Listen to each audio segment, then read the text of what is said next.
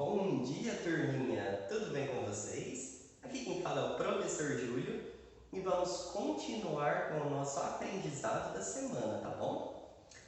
Hoje é dia 25 de maio, terça-feira, e nós vamos ter aulas de matemática e de ciências. Matemática, nós vamos continuar com exercícios de decomposição.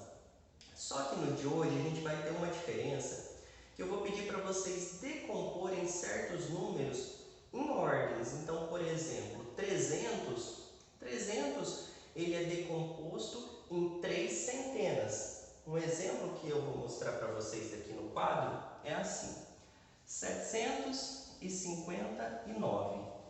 Quando nós decompomos esse número, 700 se torna 7 centenas, correto? Que é o mesmo que 700. 50 são 5 dezenas, que é o mesmo que 50. E 9 são 9 unidades, que é o mesmo que 9. Então, essa é uma decomposição de números em ordens. Então, o nosso exercício de hoje ele vai trabalhar um pouquinho com isso. E na parte de ciências, vamos dar continuidade a questões de cadeia alimentar.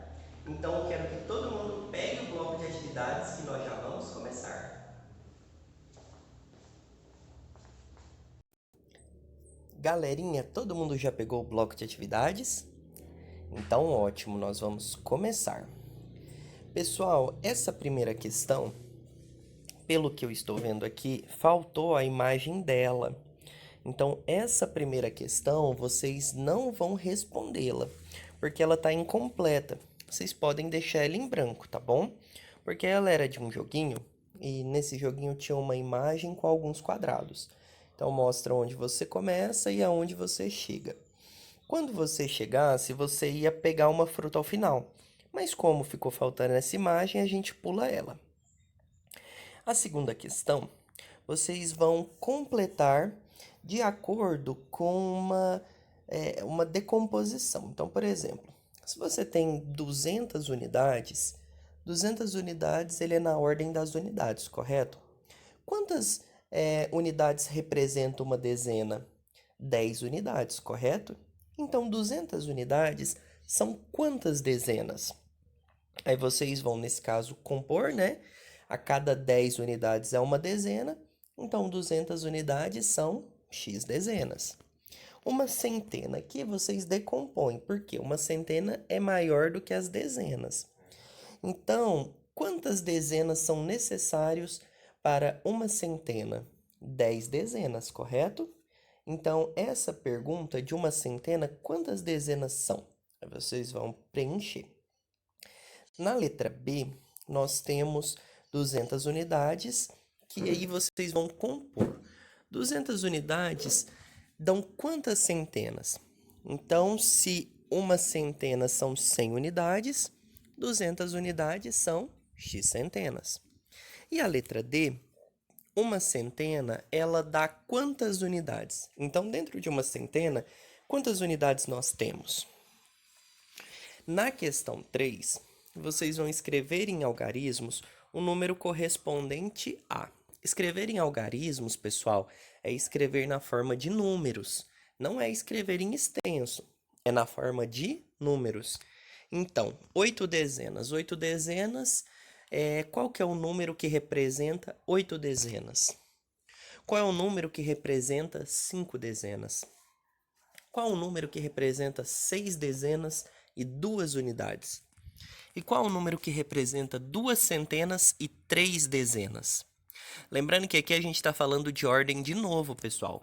Então, nós temos a ordem da unidade, que é a menor ordem, a ordem da dezena, que ela é maior que a ordem da unidade, e a ordem da centena, que ela é maior que a ordem da dezena e da unidade.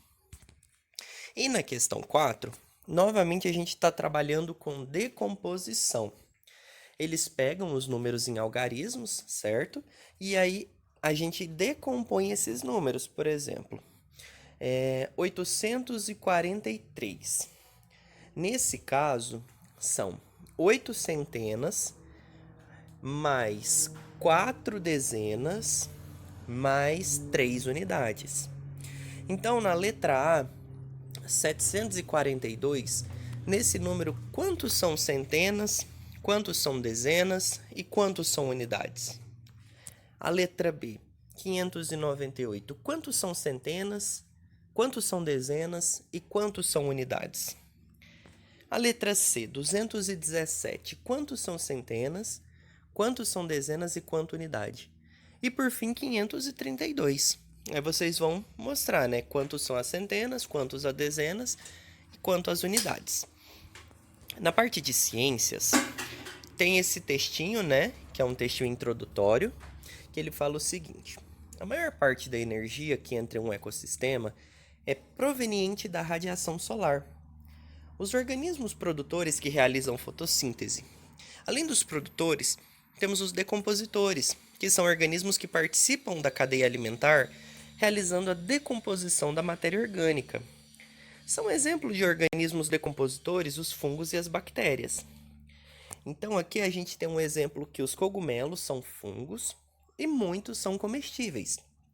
Ou seja, nem todos os cogumelos eles são comestíveis. Então, se vê um cogumelo no jardim de vocês, não deve comer se não souber se é comestível ou não, tá bom? Então vamos lá. No texto acima, o cogumelo ele aparece como? Ele seria o homem é consumidor primário, o homem é consumidor terciário, o homem é decompositor, a vaca é produtor primário ou o capim é consumidor primário. Aqui, pessoal, tem um errinho que ele pergunta, na verdade, como que aparece o cogumelo. Então, vocês vão ignorar o comecinho do texto, das linhas que fala, o homem é consumidor primário. Considera como se fosse o cogumelo é consumidor primário. Letra B, o cogumelo é produtor primário. Letra C, o cogumelo é consumidor terciário.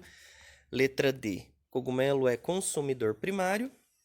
E a letra E, o cogumelo é decompositor. Então, vocês vão desconsiderar essas alternativas que estão como o homem é e vai considerar o cogumelo é, tá bom?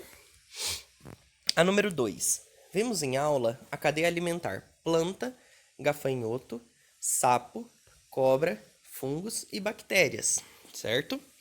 Assinale a alternativa correta da participação do sapo. Então, o sapo, vocês veem que ele está ali dentro da cadeia alimentar, igual a gente fez no nosso Web Meet, certo? Então, vocês vão dizer qual que é a participação do sapo. O sapo ele seria um consumidor de primeira ordem?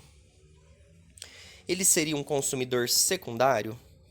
Ele seria um consumidor primário? Ou ele seria um consumidor de terceira ordem? Quando a gente fala consumidor de primeira ordem, isso é o mesmo que dizer consumidor primário. Quando a gente fala consumidor de terceira ordem, é o mesmo que falar consumidor terciário. Então vocês vão marcar a alternativa que mostra qual é a participação do sapo. Na questão 3, vocês vão explicar a relação entre a planta e o gafanhoto na cadeia alimentar, exemplificando qual é a participação de cada um, qual é a classificação da planta e do gafanhoto naquela cadeia alimentar, e vai explicar a função da vaca dentro de uma cadeia alimentar. Então, a gente fez esse exemplo no nosso Meet que a gente teve, né? Que a gente fez uma cadeia alimentar com a vaca. Então, vocês vão explicar como é a participação da vaca na cadeia alimentar. Então, qual é o papel dela numa cadeia alimentar? Pessoal, se vocês tiverem qualquer dúvida, me chamem, tá bom? Estou aqui para ajudá-los. Um abraço e tchau, tchau.